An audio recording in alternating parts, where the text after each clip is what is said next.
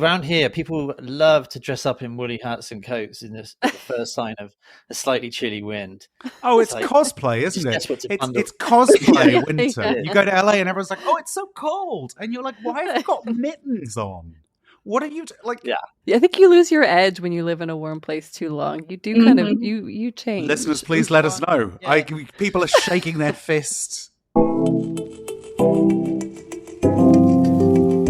I'm Aislinn Green, and this is Unpacked, the podcast that unpacks one tricky topic in travel each week. And this week, as you may have guessed by that intro, we are exploring winter travel and all that entails. From holiday breaks to warm weather vacations to escape the cold. And maybe it feels a little early to be talking about this. Near where I live here in Sausalito, California, the pumpkins have just arrived, which I don't know quite how I feel about, but it does mean that winter will be here sooner rather than later. And if it's anything like the summer in travel, it's probably best to plan ahead. So we're going to do that today. Also, a quick note that this episode marks the final episode for Season 2 of Unpacked. We'll be back in your feed in early January 2024, but until then, be sure to check out our other podcast, Travel Tales by Afar.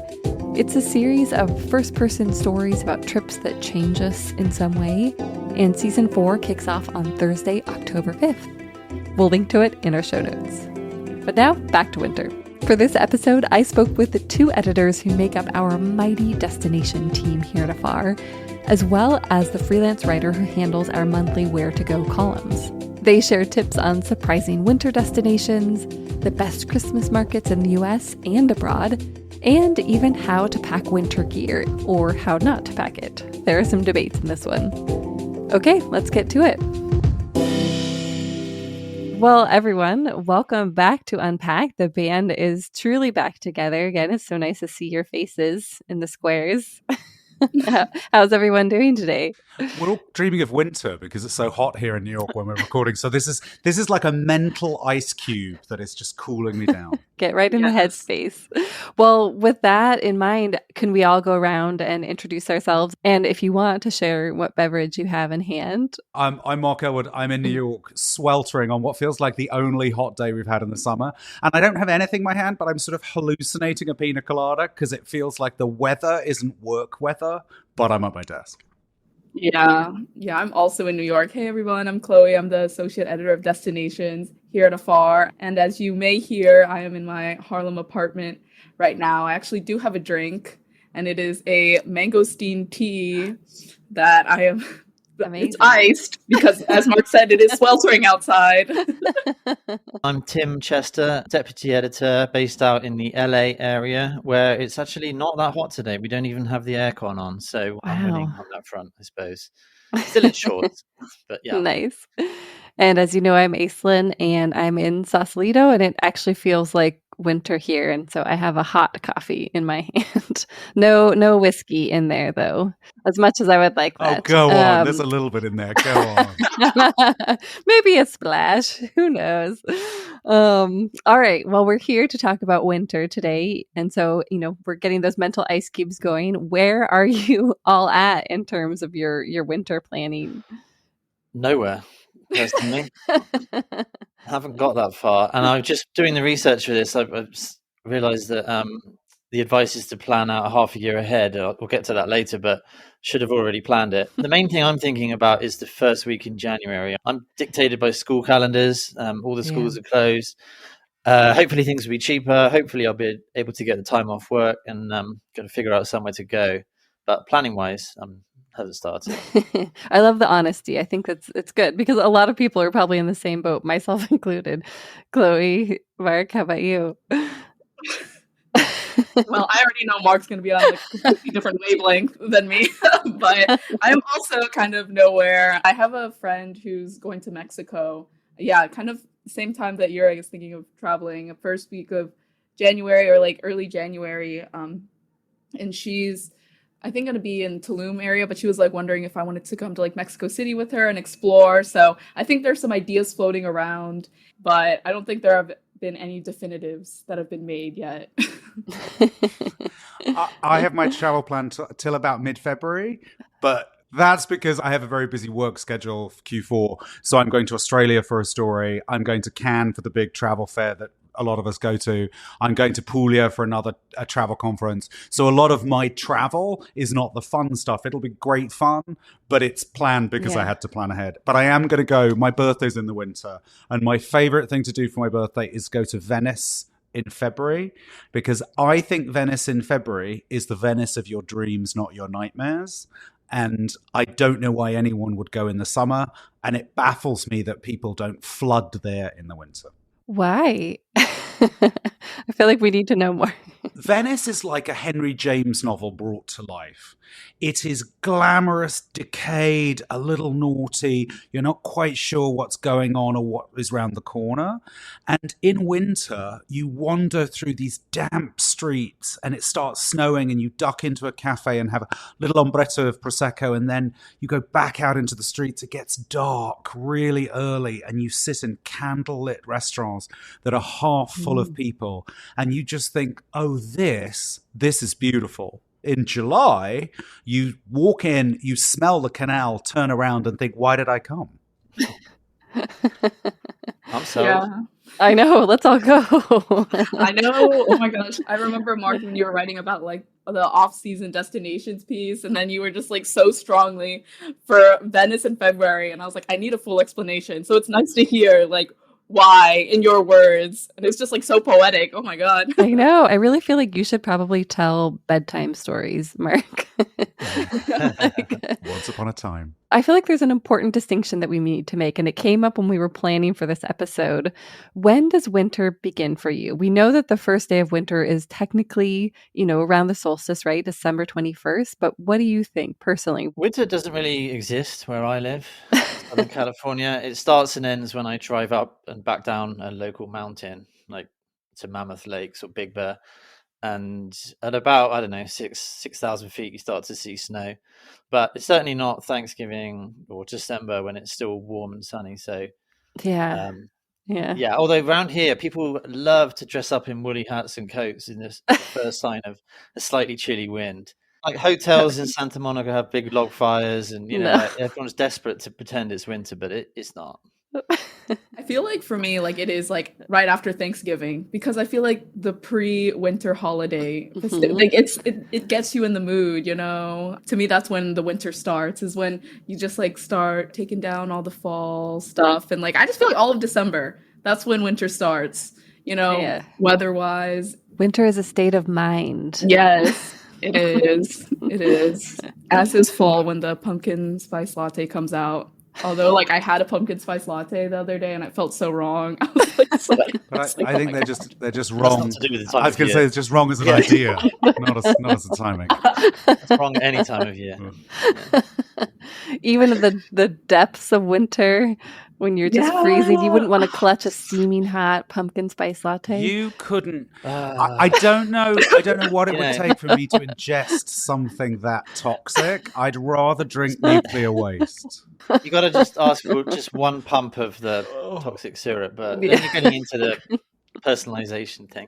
Maybe one a year. Just buy it and have a sip. And there you go. What about Mark for you? When does winter begin? So I'm going to reveal my cards a little here. I am not a skier, a snowboarder, and growing up in Britain, I don't go somewhere to find more cold.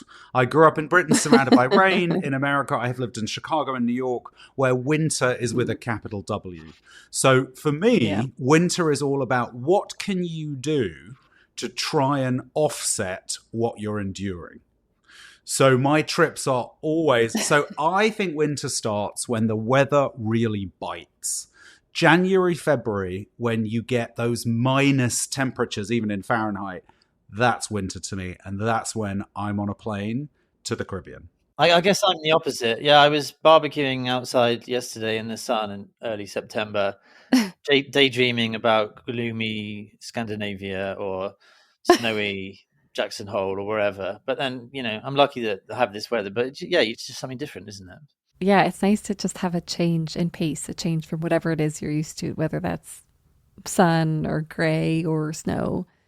Is anyone else a skier or a snowboarder, a snow lover in some way or form? Well, I tested it out like this past February. I went to Whistler. I'd never gone to skiing before. So this was trial by fire. Like, I decided that I was not much of a skier when I ran into the magic carpet.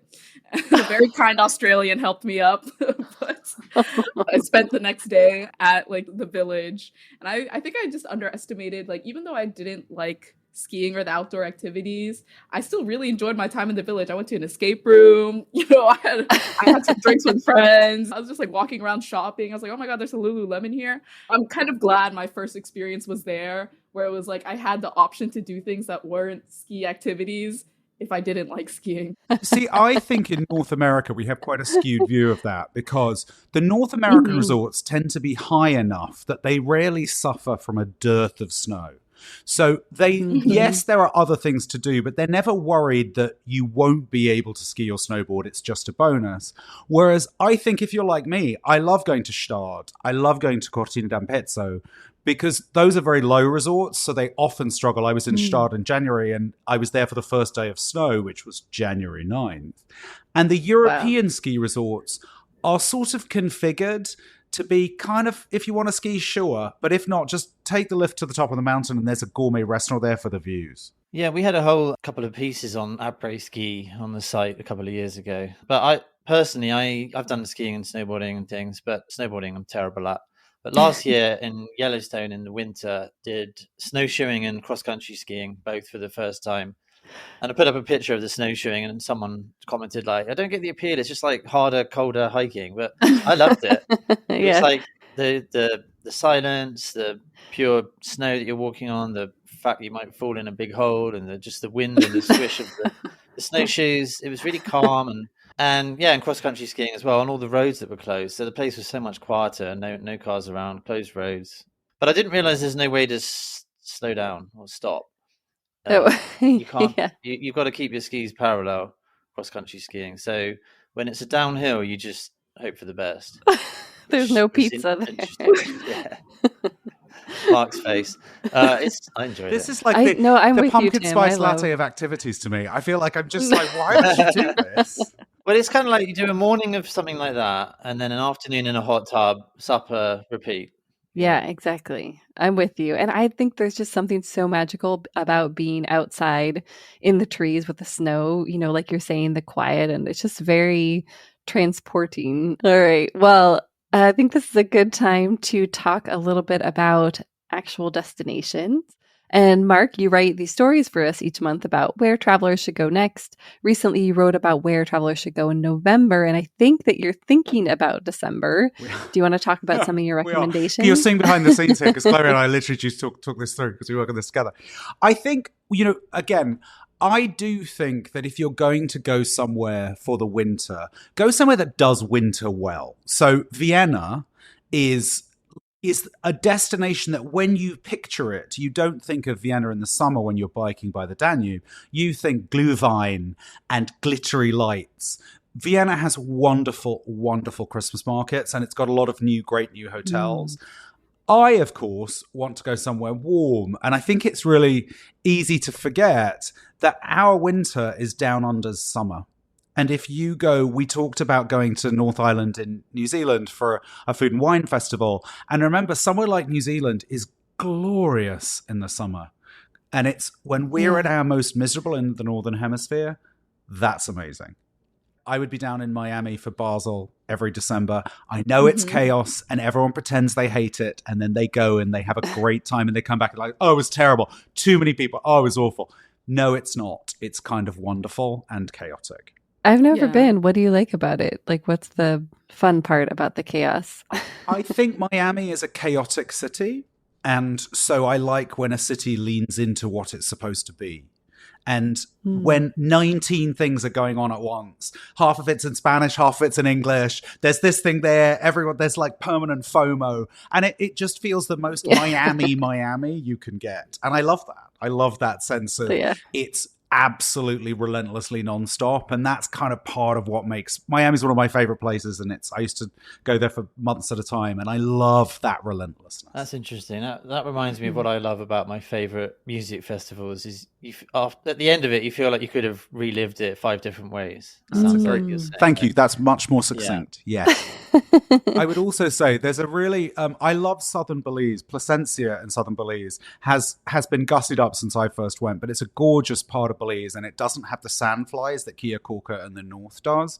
But there's a winter marathon in that part of Belize. So if you want to go somewhere warm but be active rather than just sit on the beach, I think Southern Belize is the best of both worlds. You can do that in December. That's interesting. Yeah, I went to Belize in March, but I was further north, up in San Pedro, and the snorkeling and the diving around the reef there is amazing. And we went to the western side, and you can just see it starting to get more developed, and tracks are being brought up for hotels. So it definitely feels like that whole stretch of coast is changing, and now's a good. I mean, it's already fairly developed. I had a travel agent say to me once, look, if you want to go to the Maldives, but you don't want to hike halfway around the world, the fringing reefs in Belize are 4.5 hours from the East Coast. And you're getting that Maldivian experience because the water is bright blue. The reefs are right there. And it does get overlooked. I think it's the country in Central America, partly because it's English speaking. It has a very different heritage from the rest of Central America. I think people tend to be like, oh yeah, Belize. It's the last response in a trivia question, asking to list the countries in Central America. It's also small. It's a small country, easy to get around, lots to do in a small space. And as you were mentioning in the Where to Go November piece, there's a whole Garifuna festival happening that time of year. We often overlook the Caribbean indigenous culture that there was because it got so erased by waves of settlement. And the Garifuna is essentially, there is still quite a significant presence in that part of Belize for the indigenous people. It's a remixed version of their culture. It's definitely been influenced by the arrival of others. But it is a glimpse sort of past the waves of settlement. And it's a great chance to see a very different version of Central America. Oh, I love that. Yeah, my only experience is in a restaurant, a cultural center in San Pedro, and they had drumming and dancing and some amazing houdet, I think it's called, like a fish stew with coconut milk and Scotch bonnet peppers and yams. It's delicious. Yeah. Yum.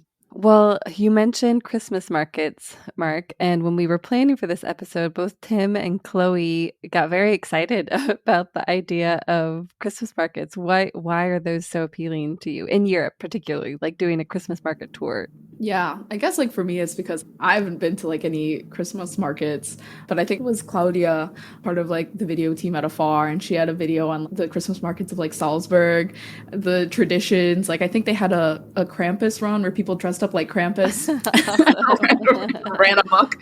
So I don't know, it was just like those cool traditions, and I think just the atmosphere of everything just made me like, oh man, like that's something I would really want to do. Just the idea of them and the photos you see and the food and the glühwein and the, just little huts with all the twinkling lights on it. It just feels like Christmas. I've been to Bruges in December and that was kind of like that, but yeah, nothing like the real ones. Amma Waterways does a cruise on the Rhine that goes through Cologne, Strasbourg and some other places. And I just thought that would be quite a nice thing to do if you take my mom. Something like that. I would also give. Can I make a pitch for an unexpected Christmas market that I went to as a kid and that I really love, and we featured last December? Naples is where the nativity scene as we know it originated, and because of Capodimonte and the porcelain that's made around there, they still have an incredible Christmas ornament manufacturing industry. And the presepe, the nativities, are all around Naples. And Naples has wonderful Christmas markets. And I think it's unexpected because we think of it as so Middle European. I'll give you a sneak preview in a piece we've got coming up on a writer from England as well. Is writing a piece for us about why Stockholm is delightfully Christmassy as well. So keep an eye out for that. There's also, we had an article a year or so ago about Christmas markets in the US. There's plenty here. There's one really near me, Julefest in Solvang, the Danish version. Oh, cool. California. I've never been to. I think I might go this year. Yeah. Savannah, Georgia has one. There's a Christkindl market in Chicago. So, they're everywhere. You know where else is an unexpected Christmas hub is San Diego. San Diego has several of America's largest Christmas stores, mostly because the houses are big and people are rich and they have room for things. But if you love Christmas, just Google San Diego Christmas stores and it will blow your mind. Like shopping for lights and ornaments, things like that? A little bit more than that. I mean, we're talking like 30,000 square foot spaces with 10,000 square foot warehouses where you can buy, automated Santas and personally engraved ornaments. I mean, imagine a mall, but just Christmas. So then I wonder, the Christmas lights must be really fun to drive around in San Diego. They must It's more that they're selling. It's more that they're selling you Christmas rather than celebrating Christmas. Do you know? Okay. I think it's more. City Lights is the big one, which is run by a British guy. But there's also Rogers Gardens in Corona del Mar. A couple of those. They're really extraordinary. So go with a couple empty suitcases and get your mechanical Santas. That makes me think, are there any kind of dream winter destinations that you all have? Yeah, I guess I have like two. Okay, so I have one that's like a warm weather one, and then I have like a cold weather one. So warm weather one, speaking to like my family's heritage, like I would love to go to the Philippines in the winter time because not a lot of people know this, but it has like the longest Christmas season of any country. Christmas season starts ramping up like August. So it's now already the beginning of Christmas. Wow. And it lasts until a little bit after the New Year. So the festivities are crazy. People just love celebrating Christmas. And there are a lot of like different traditions and like the lights and everything like that. And then cold weather destination. Excuse the car horn. Cold weather destination. I would love to go to Montreal. I think because I know that, they do like winter big there. I know there's like Igloo Fest, which is like a whole electronic music festival that happens. And I think they just really embrace the winter. They have like, was it luminotherapy? Where it's like they have a whole, I guess, set of temporary public art installations that are set up throughout the season and just kind of get people kind of embracing winter and, in the festivity mood, despite being in like such a freaking cold place. Yeah. So those are my two dream destinations. I love it. I want to go to Japan because Japan as a culture, obviously, is not a Christian culture.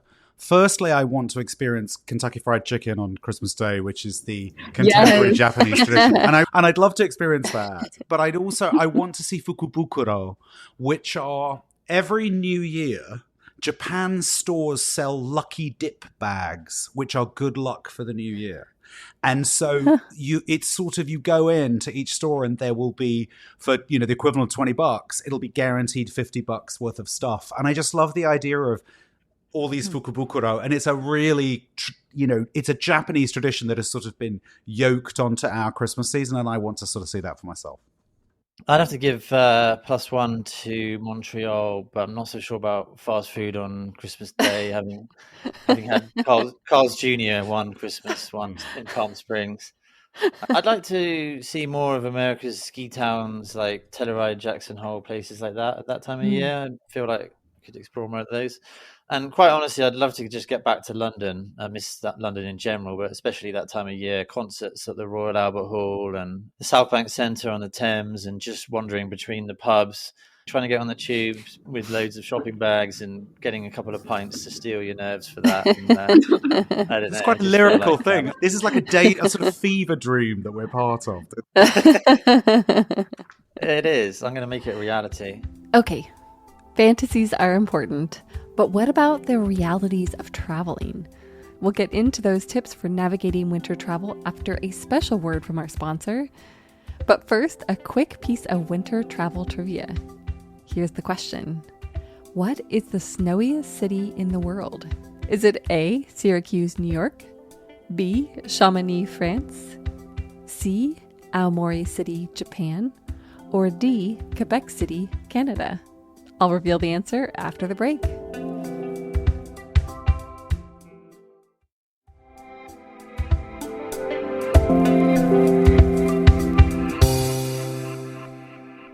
And we're back. Are you still wondering about the snowiest city in the world?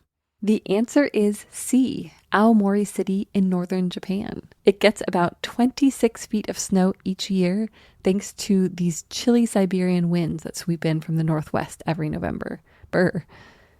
Okay, and now back to the show.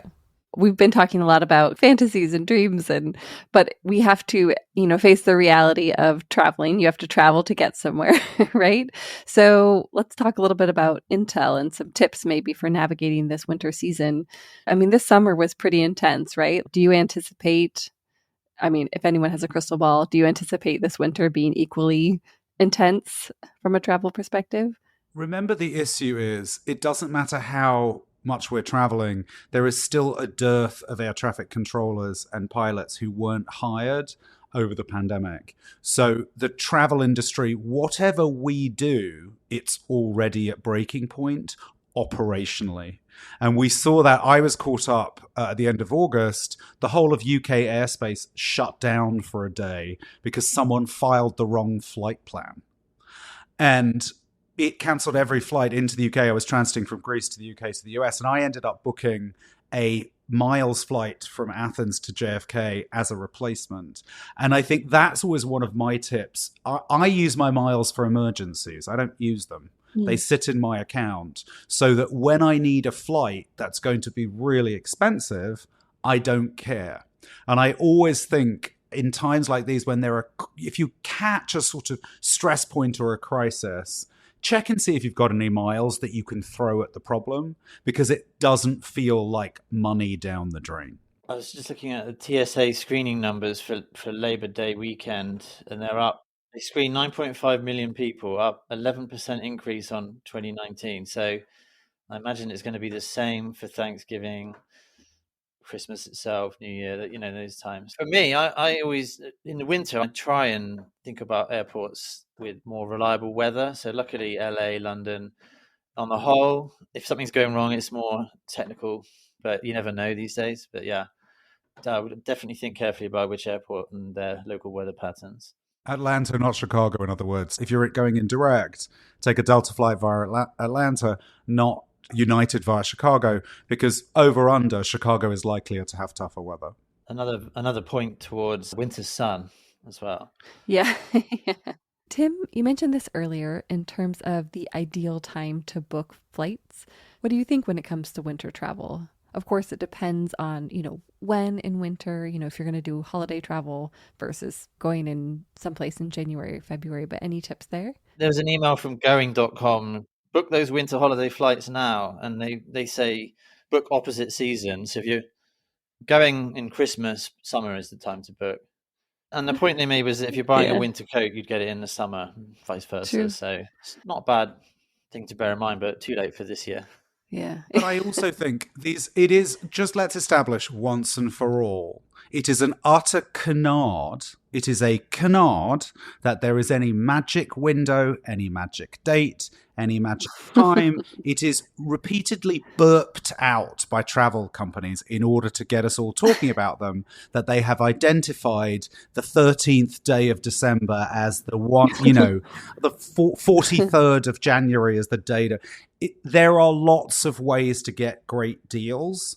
A lot of them involve signing up for services like Afar Watchdog going that tell you when a sale on certain routes that you're interested in happens. Those sales can happen at any point or at any time. And if you're listening to this and thinking, oh gosh, I've missed that window, don't let marketing needs guilt you into thinking, I have no hope. And also some of these peak times, you're not going to see sales, right? So I did see that Google Flights has launched a new sort of tool if you're tracking flights, it will give you the price history for that time. I'm finding that quite useful. I'm trying to get 5 flights back to the UK next summer, and they're not going to really change at all because it's summer holiday time. I think the same probably applies for winter, but there are more tools out there you can look at. And don't forget, and I think this is one of those revelations when you think about it, Thanksgiving is only a holiday for America. For the rest of the world, It's just a random Thursday in November. Mm-hmm. If you want to score a cheap, empty flight to Europe, the only other people on that flight from America are Americans going to visit their European family to make the most of the holiday. it's one of the cheapest, best times to fly anywhere other than domestically. Yeah, I remember when I was living in Spain, I think it was like, yeah, during Thanksgiving. And I was like, where should I go? And I was like, you know what? Instead of eating Thanksgiving turkey, I'm gonna go to Turkey. And it was great. I love that. Is that true for Christmas Day as well itself? Like, is that a cheap day to fly? Christmas Day. So Yeah. basically, just ignore the holidays. Like, don't Yeah. celebrate. Go Make off your and do something own. out. It's like seeing Disneyland on the Super Bowl. It's supposed to be the best day, right? Yeah. So Or to go to Costco. or both, if you really fancy.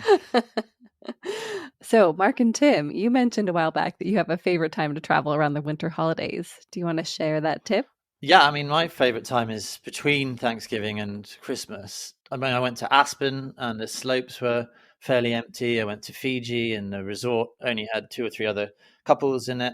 It's a tough time to take off with the build up to the holidays and work and Yeah. end of year rush and whatever you've got going on in your daily life. But if you can take that time out, it seems like there are definitely less people on the road. I would also say Las Vegas is one of my absolute favorite places in the world.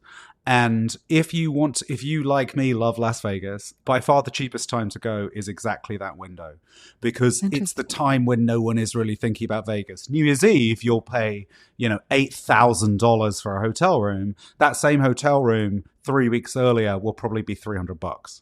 And the weather's fine. Vegas, it chugs along. Same old, Yeah. great time to go. How many times have you been to Vegas? I've lost count. It is the place. If you said to me, where in America do you want to go on a plane tomorrow? I'd go to Las Vegas. How many times a year do you go? At least a couple. And for fun. Okay, I mean, okay, we travel a yeah. lot for work, but I go on my own dime. I've lived in America for the majority of my life, but someone said to me, Las Vegas is what smart Europeans hope America is like, and it's what smart Americans worry America is like.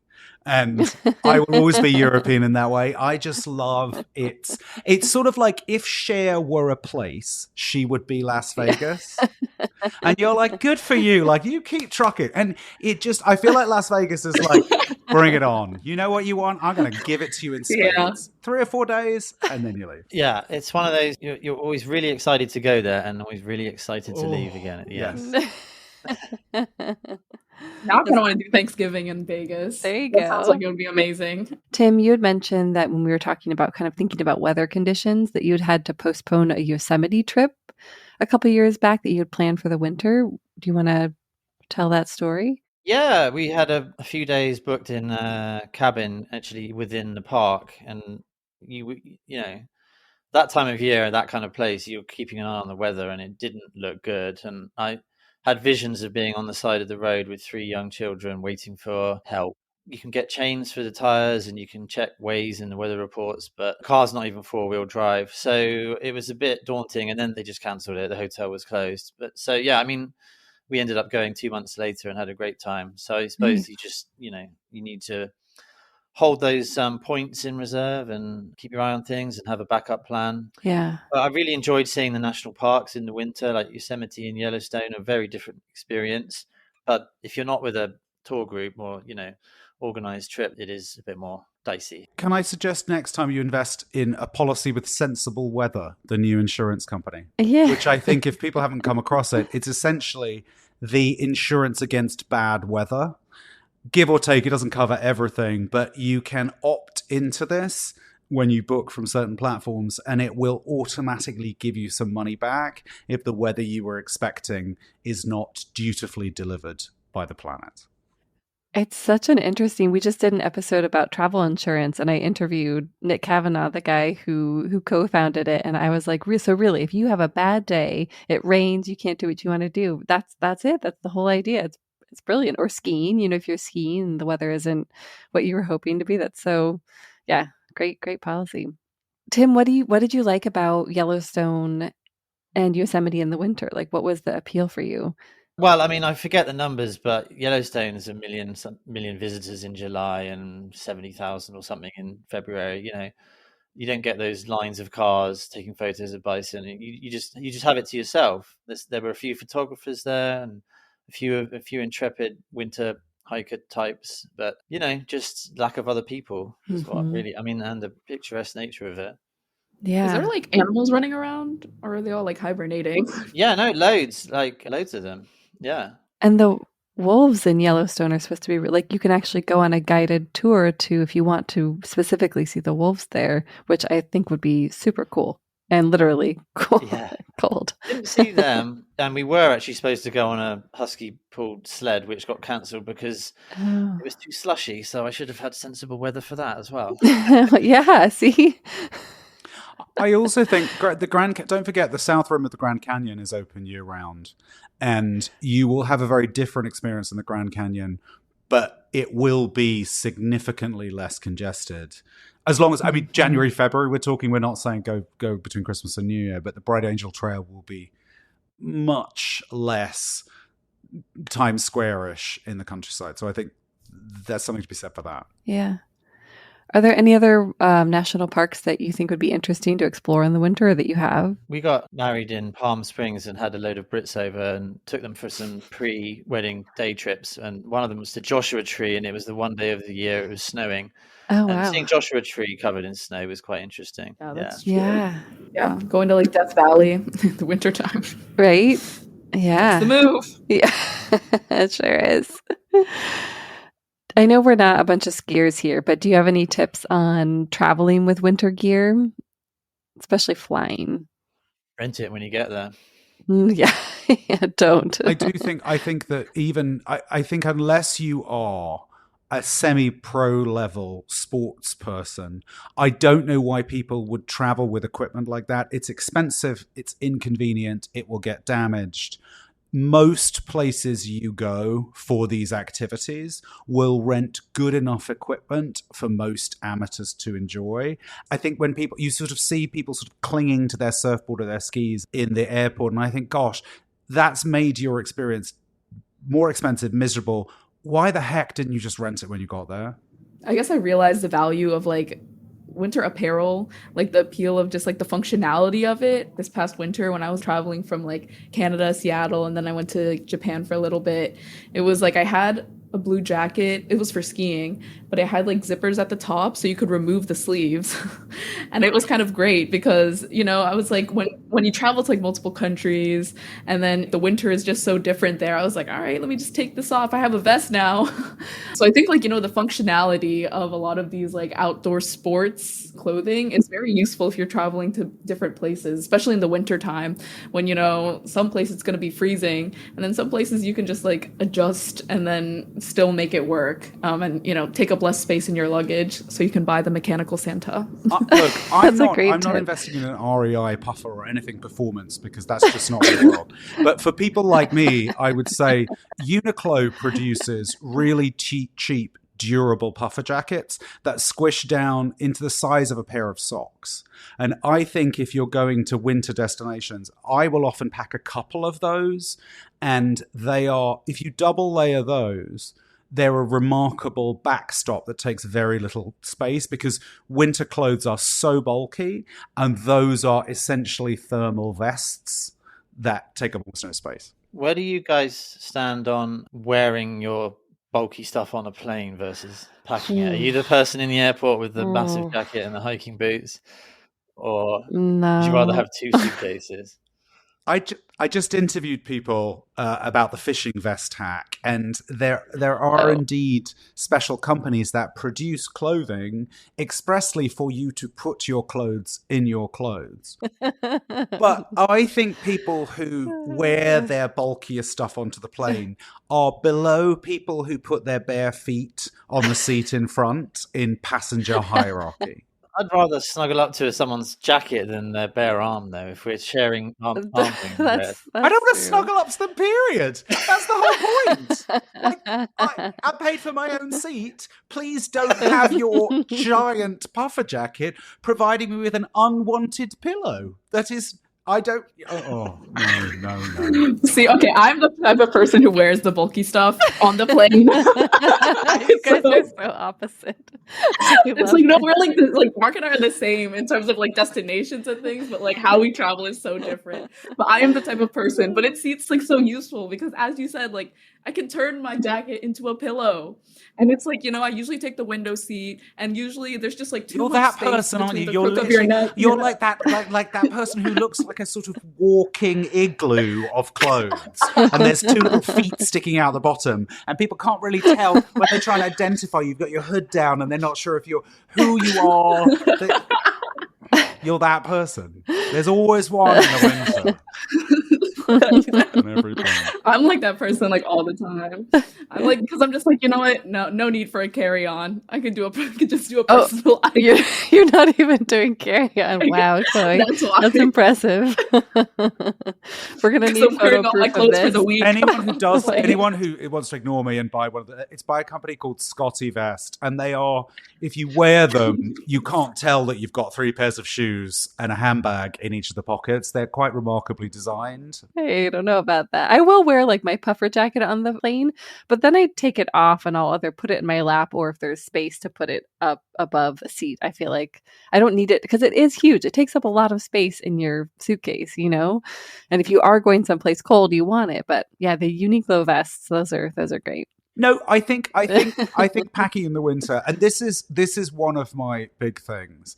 I don't understand why there is a moral virtue in packing as little as you can. There is this weird sense that if you manage to board a plane without a carry-on, you have somehow hacked the system. And I don't necessarily carry my entire life with me, but just check a bag. I know it costs something. Just check a bag. Put an air tag in it so you know where it is. It is not morally superior to somehow not have luggage. It's just a choice. It's like coffee with or without milk. Totally up to you. We can agree to disagree. I've started just getting down to one backpack for conferences, and my son got his finger trapped in a bag, well, not trapped, but nicked by a baggage carousel in Cabo last month. I'm like, if I can get off that plane and just walk out of the airport, no baggage carousel, no oversized luggage, and then get in the line for customs and just wait there instead. But like just not having to think about things and forget them and all of that. I'd much rather have one less pair of pants or whatever than to deal with that. I know that's fine. My point is, Tim, the thing is, I don't know where the moral superior. There is something that is when someone says, I never check any carry-on. It's a bit like saying, I do 12 hours of community service every week. You're like, you just, okay, sure. But there is a slight yes. The smugness. Oh, you checked your bag. Oh, yes. you checked a bag. Yes, I did because I can. Yes. Okay. I wouldn't say it's like smugness. I would say it's just more like, like you just love getting a good deal. Like you just love being able to. Yeah, it's smugness. Don't pretend. You've done it and been like, yes, I'm wearing all of my clothes. Probably a whole other topic, but travel is so hard. It's hard. So when you get some hacks and you do it right, and you can pat yourself on the back for like getting one journey right and not having any mishaps. Oh. Oh my God. But what about New Year's traveling for New Year's specifically? Yay, nay? I've always found there's too much pressure on New Year's Eve to be the best night of the year, and it often wasn't when I was younger. I'm just asleep by 9 o'clock, 10 o'clock anyway. So those days will come back. But yeah, I don't travel for New Year at all. I don't even make it up to see it. Well, actually, no, I celebrate the East Coast New Year and then good. Yeah. That's amazing. Woo! You're like, but if you're watching New Year in the East Coast, I go to bed now. Well, if you're watching it on TV, it's just you're just watching Times Square when everyone's left, and they're trying to drag it out for the West Coasters. See, I think there's a rule around New Year's Eve. If you try and go to event destinations in New Year's Eve, the Vegases, the Miamis, a friend of mine who was a promoter in Miami said that she made 40% of her money for the year on New Year's Eve. You will pay through the nose. I think if you travel on New Year's Eve, it is road trips only.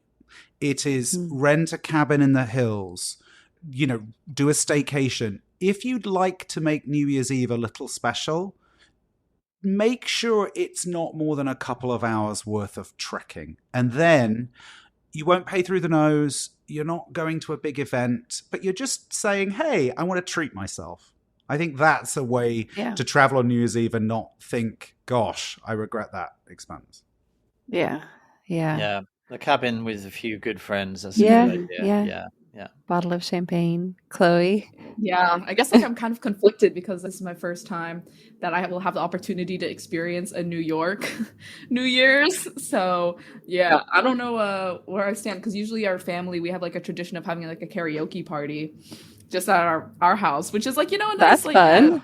cabin-esque kind of Yeah. atmosphere where it's just like, just with family and stuff. But just being in New York for it. I mean, I don't think I would do Times Square, but maybe like the couple hours trek would be like, taking the L to get to my friend's apartment kind of situation. Because I think with like crazy crowds, I don't know. I feel like that might be a little too much and take all the joy out of it. If there's anyone listening who has gone to Times Square for New Year's Eve and not regretted it, I'd love to hear, because Ooh, that's a poll we'll do. no one I have ever met says anything other than, gosh, I'm glad I did that once. Yeah. yeah. I can say I've done it. Check. I will say we didn't do this intentionally, but about 5 or 6 years ago, I had the opportunity to go to Antarctica, and it was right after Christmas, and we were there for New Year's. And that was my favorite New Year's to date because we're out, it's still light, it's midnight, and this pod of whales came up at the time, and we were passing these gorgeous icebergs, and everyone, it was like a French cruise. So it was a bunch of drunk French people, a bunch of drunk Russians, and then a handful of Americans, and it was the best. Oh, you it win was just New the Year. best. I love that you kept that quiet. That's like Yeah. all of us are just swooning. That's It was proved you should travel for New Year, because if you're doing that, Hey. who wouldn't want to do that? Whoa, screw family karaoke, shoot. Yeah. Penguins, drunk Russians, whales. Wow. I think that's it, y'all. Thank you so much. This was delightful as usual. It was good Thanks. seeing everybody and talking with everybody. Yeah, we'll see you next Let's go season. spring. Yeah, see you next season. Same time next season. Yeah, same time next season. There you go. Thanks so much for listening this season. Afar's Where to Go 2024 list comes out in November, and we'll be exploring that in the very first episode of next season. We'll also link to Mark's Where to Go in November and December stories in the show notes, as well as to Mark, Chloe, and Tim's social media handles in case you want to follow them or just, disagree with them about their controversial opinions on pumpkin spice lattes and packing winter gear. We'll see you next year. As a final farewell, a few outtakes from this episode. Well, I just made a makeshift parfait. I got Greek yogurt and then I put an Oreo in it. Is that a parfait? Or is it just cookies for breakfast? Half a. American breakfasts are just an excuse to have cake. Just an excuse to have cake. And we love it. Yeah, we'll stand by I it. forget first time seeing a man in a suit eating an IHOP breakfast in Austin, Texas, and just a bundle of whipped cream, and I said, "What is going on here?" I feel Mark is disgusted by me. So No. I don't even care anymore. I'm Quietly just disgusted. I've worn pants as a scarf before. So I think you should travel next to him in all the puffer jackets, but then no shoes or socks. Yeah, Just- yeah, exactly. And put your feet on the back of his seat, on his armrest. As I short circuit. Ready for more unpacking? Visit afar.com and be sure to follow us on Instagram and Twitter. We're at Afar Media. If you enjoyed today's exploration, I hope you'll come back for more great stories. Subscribing makes this easy. You can find Unpacked on Apple Podcasts, Spotify, or your favorite podcast platform. And be sure to rate and review the show. It helps other travelers find it. This season, we also want to hear from you. Is there a travel dilemma, trend, or topic you'd like us to explore? Email us at unpacked@afar.com. This has been Unpacked, a production of Afar Media. The podcast is produced by Aislinn Green and Nikki Galteland. Music composition by Chris Collin. And remember, the world is complicated. We're here to help you unpack it.